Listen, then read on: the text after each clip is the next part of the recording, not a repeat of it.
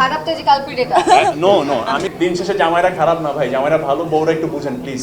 তার বউকে অ্যাসিওর করে যে সে ঠিকমতো ভালোবাসে, মেয়েরা কখন এরকম করে? লাস্ট পর্বে আবার গালি খেলাম, আমাকে বলে যে তুমি এই ধরনের নাটক আর করো না। শেষ পর্যন্ত যখন সবাই কান্নাকাটি করলো, আমার দিকে যে অডিয়েন্সরা আসলো, আমি বললাম যাক ঠিক আছে, এই পর্যন্ত তো অডিয়েন্স পেলাম কিছু।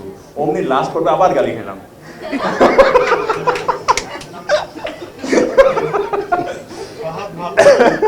হ্যাঁ এটাই হয়েছে যে ভালো হবে না। ওই লাস্ট গভর্নমেন্টে মাসুদ ভালো হয় নাই, আর এখানে আমি ভালো হয় না, ফাহাদ ভালো হয় নাই। পরিবারকে অনেক সুন্দরভাবে তুলে ধরা হয়েছে, বাট দেখা যায় হচ্ছে পারিবারিক গল্প কিন্তু অনেক আছে, অনেকেই করছেন, অনেকে শুটিং করছেন। ইনফ্যাক্ট এই সিরিজের পরে অনেক পারিবারিক কনসেপ্টের গল্পের শুটিং হচ্ছে। বাট আমার কাছে মনে হয় যে যত ডিপলি আসলে ছোট ছোট ছোট ছোট বিষয় নিয়ে পরিবারের মধ্যে ঢুকে যেতে পারবে, সেই প্রোডাকশনটা তত বেশি মানুষের কাছাকাছি হবে। সত্যি বলতে গত মাসে শেষ পর্ব অনেক হওয়ার পর থেকে খুবই খারাপ লাগছিল যে এই ফ্যামিলিটিকে কাছে পাচ্ছি না। কিভাবে যেন কাজ করতে করতে সবাই না এত স্ট্রং একটা বন্ডিং এর মধ্যে আমরা অ্যাটাচ, যে মনে হয় না যে অন্য ফ্যামিলির কেউ বা অন্য জায়গার কেউ। আপনাদের সবাইকে অনেক ধন্যবাদ, এবং আপনাদের মাধ্যমে যারা আমাদের কথাগুলো শুনছেন, বাংলাদেশের প্রত্যেকটা অঞ্চলে, দেশে বিদেশে যারা যারা বাংলা নাটকের দর্শক আছেন, তাদের সবাইকে অনেক অনেক ধন্যবাদ। সত্যি বলতে এমন একটা প্রোডাকশনের অংশ হতে পেরে আমি খুবই কৃতজ্ঞ এবং ভাগ্যবান মনে করছি। মনে হচ্ছে যে অনেক বড় একটা সিনেমা করে ফেলেছি, যে সিনেমাটা ওয়ার্ল্ড ওয়াইড এত হিট হয়েছে যে রাস্তা এখন বেরোতে পারি না। একটা সময় মানুষ তো চিনতই, বাট মানুষ নতুনভাবে ক্যারেক্টারের নাম ধরে চেনে, এটা অনেক বড় একটা পাওয়া এই সিরিজ করে। আর লাস্ট পর্ব হতে শুরু করে, প্রথম পর্ব হতে শুরু করে একদম লাস্ট পর্ব পর্যন্ত যেভাবে অডিয়েন্সরা কানেক্টেড ছিল, সেটা অ্যামেজিং। এবং রাজ ভাইয়ের প্রতি অলওয়েজ আমি কৃতজ্ঞ যে ফাহাদ ক্যারেক্টারটা উনি আমাকে দিয়েছেন। আমি চেষ্টা করেছি ঠিকঠাকভাবে করতে। আর আপনাদের সবাইকে অ্যাগেইন অনেক অনেক ধন্যবাদ, আজকে এসেছেন সেই কারণে আরো অনেক কি ফাহাদ ভাই হচ্ছে তার বউকে এক্সকে ভুলে ভালোবাসতে পেরেছিল বা মীরাকে ভুলে ঠিকঠাক? আচ্ছা, উনি কোয়েশ্চেনটা করেছেন যে আপনি মনে হয় উত্তরটা দিতে একটু টাফ না প্রশ্নটা? তুই বলো ভাবি একটু চলে আসেন না, রাজকুমারী ভাবি আসেন না, দুজনের কাছ থেকে শুনি, সব মিলেমিশে শুনি। আপনাদের বোঝাপড়া এখন কত দূর এটাও বুঝি।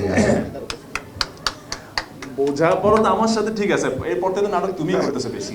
সেটা হচ্ছে, সেটা তো এক ধরনের বোঝাপড়া, কিন্তু আসেন এই পুরো নাটকে যে আপনাদের বোঝাপড়াটা এত দারুণ কেমিস্ট্রি, মেরিনকে ডাকাডাকি চলে আসছে, কি টান, কি মজা। না আমাকে বলো বলো, আমি ডাকতে পারি। তাহলে বলো, তোমাদের ভাবির কথা শুনে আসি। খারাপ তো যে কালপ্রিট এটা। নো নো, আমি কিন্তু ভালো হয়ে গেছিলাম, আমি লাস্টের ভিতরে গেলে হাত ধরে বুঝাইছি। এইটাই হচ্ছে আর করতাম কই যে জামশেদ বসে আছে। যাই হোক, ছেলেটা ভালোর পথেই ছিল। হ্যাঁ, যাই হোক, এরপরে যেটা হয় না, এটা ম্যাক্সিমাম ছেলের ভাগ্যেই জুটে। আসলে আমরা আসলে ভালোটা করি, কিন্তু মিসআন্ডারস্ট্যান্ডিং হয়ে যায়। দিন শেষে জামাইরা খারাপ না ভাই, জামাইরা ভালো, বউরা একটু বুঝেন প্লিজ।